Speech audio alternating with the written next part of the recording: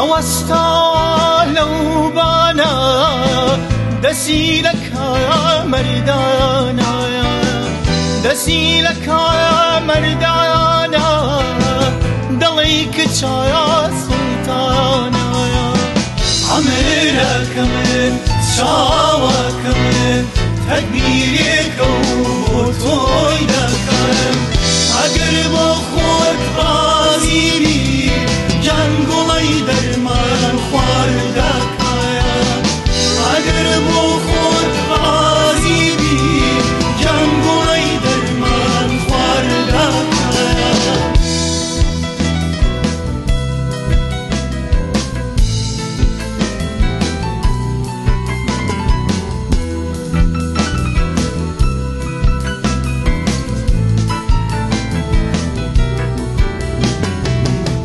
أري هستا بيرالايا جانكم خدمة شورايا